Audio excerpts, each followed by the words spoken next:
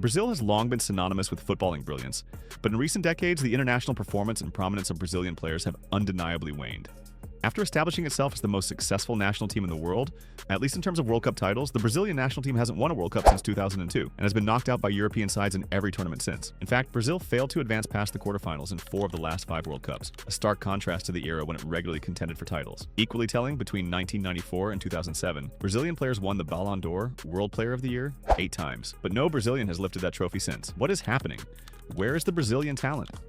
Tactical evolution from jogo bonito to a uniform style. Brazil's trademark jogo bonito, the beautiful game, characterized by flair, creativity, and joyful attacking play, has gradually given way to a more standardized, physical style influenced by European football. This is undeniable. As former Brazil striker Grafite observed in 2024, this type of Brazilian football no longer exists today. With the majority of Brazilian stars now playing for European clubs, they have adapted to the tactical modern game, a faster, more regimented, and physically demanding approach that emphasizes pressing and structure over individual magic. Isn't Vinicius Jr. evolution with Ancelotti the perfect example? To many analysts, this transition was inevitable. German legend Lothar Matthäus noted, it wouldn't make sense for Brazil to try reverting to the old, magical style in today's environment. Yet, the loss of the unique Brazilian flair is lamented by fans and pundits alike. Since the 2002 World Cup triumph, the BR team has often looked tactically cautious and emotionally tense under pressure. Sports psychologists even commented on the 2014 World Cup squad's anxiety. Players were seen crying before and during matches, calling it a dangerous lack of emotional control under the home crowd pressure. This mental burden, coupled with more rigid tactics, has arguably stifled the joy and creativity that once set Brazilian football apart. Importantly, Brazil's tactical identity crisis occurs as the rest of the world has caught up technically. The hallmark Brazilian skills,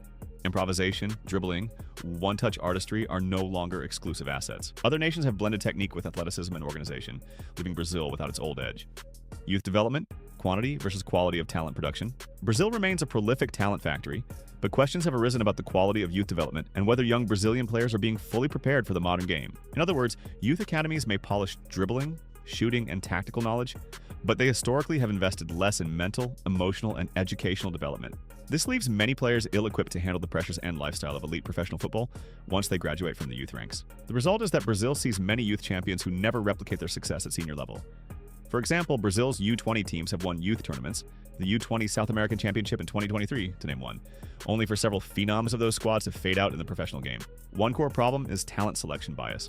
Critics suggest that in recent years, Brazilian youth coaches, consciously or not, have started prioritizing physically strong or tactically disciplined youngsters, traits valued in Europe, at the expense of the diminutive creative playmakers or flamboyant dribblers that used to flourish. In the past, a skinny street football wizard might get a chance based on sheer skill. Today, a 15-year-old who is tactically drilled, athletic, and deemed European ready could be scouted and fast-tracked, possibly sidelining a player of equal talent who is less physically developed. Former Brazil coach Mano Menezes touched on this when he lamented that the level of our players nowadays is technically worse. We don't know how to develop players like we used to. The context suggests Brazil is producing a different profile of player, more adapted to the high-intensity European style, and perhaps fewer artists in the mold of Ronaldinho or Rivaldo. These new generation players are often still very good.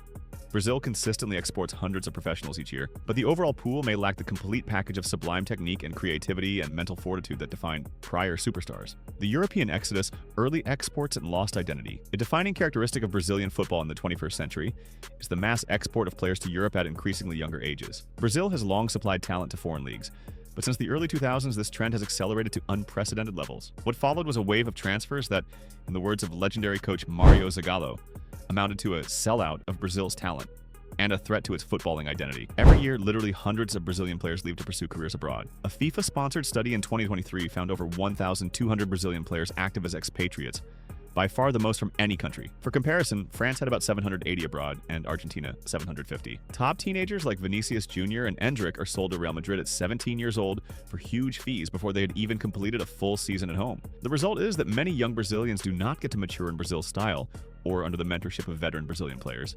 Instead, they're transplanted into Europe early, where they must adapt to a different style and often languish on the bench until ready. The English Premier League, for example, is now stocked with Brazilian players. 21 Brazilians were in the EPL in 2018, compared to virtually none in the 1990s. Losing so many players early has eroded the Brazilian way of playing. The flashy dribblers and street football skills that once lifted crowds out of their seats are seen less often in Brazilian stadiums, depriving the domestic game of its identity. European clubs reap the benefits of these imports. The Premier League's global success is literally built on imported Latin American and African talent, including many Brazilians, media pressure, off-field distractions, and the social media era. Playing professional football in Brazil is not just a sport, it's living under the microscope of a football-obsessed nation and a ravenous media. The pressure from traditional media, fans, and now social media is immense, and it can both motivate and harm players. In the modern era, every action on and off the pitch is scrutinized on Twitter, Instagram, YouTube, and 24/7 sports networks. While fame and fan adoration are perks, the downside is a barrage of criticism, abuse, and distractions that earlier generations did not face. Unfortunately, the Brazilian Football Federation, CBF, has been slow to provide institutional support. As of 2022, the men's national team had no dedicated sports psychology department to help players cope with mental strain, even though studies show footballers are more prone to psychological disorders than the general population. Discipline and professionalism, the case of Ronaldinho and Neymar. Ronaldinho Gaucho is a prime example. Blessed with otherworldly skill, he took the football world by storm in the early 2000s and won FIFA World Player of the Year twice. However, by age 27, his performance levels started dropping. The culprit widely cited was Ronaldinho's lack of discipline, his love for nightlife, parties, and a carefree approach to training. Insiders at FC Barcelona recall that by 2007-8, Ronaldinho would turn up to training in poor condition, sometimes even under the alcohol influence. Ronaldinho's story illustrates how old habits that might have been tolerated in the past now drastically shorten a career. In previous generations, a player could get away with coasting on talent for longer. Brazilian legend Socrates once candidly admitted that in his 1980s playing days, he found European football too regimented. He said, "Sometimes I didn't want to train, but to hang out with friends, party, or have a smoke." Habits he felt European coaches didn't appreciate. Even then, those choices likely robbed Socrates of peak fitness. But in today's ultra-competitive environment, they would be completely untenable. Modern football's physical demands and year-round schedule require athletes to live for football, as Zico put it. Zico, himself a model professional in his time, recently praised Cristiano Ronaldo and Messi for their work ethic, and implied that Neymar, and by extension other Brazilian stars, needed to emulate that.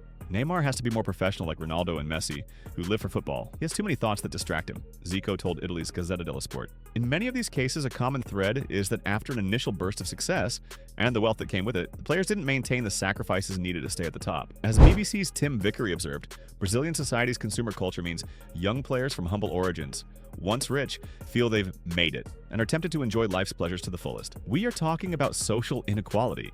Looking at European rivals, France stands out as a powerhouse that has arguably surpassed Brazil in talent production lately. The French system emphasizes athleticism, tactical education, and scouting of diverse communities. Many French stars are of African descent, bringing physical prowess and hunger. The result? An assembly line of top players in every position, from Thierry Henry and Zidane to modern stars like Kylian Mbappé, Karim Benzema, N'Golo Kanté, and Paul Pogba. In 2022, Benzema won the Ballon d'Or. Mbappé is widely considered a future winner, a telling sign.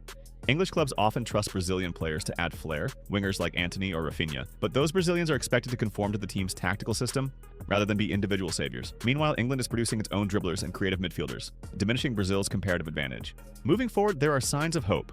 A new generation featuring Vinicius Jr., Rodrigo, Endrick, Bruno Guimaraes, Estevão, and others is emerging. Players who combine talent with the experience of high-level competition in Europe from early on. If guided well, they could achieve what Neymar's generation did not. But can we expect to see Brazilian stars shining again as brightly as they did in the golden era of the early 90s and 2000s? Unfortunately, modern football might no longer have room for that. To regain its relevance, Brazil will need to adapt without losing its essence. The football universe would surely welcome a return of a truly great Brazilian team or player on the world stage, playing with flair and efficiency. Whether that happens in the near future will depend on how Brazil addresses the factors discussed here. For now, Brazil remains a sleeping giant of talent. Still formidable, but no longer clearly ahead of the pack. If you like this video, make sure to subscribe and hit the like button. See ya!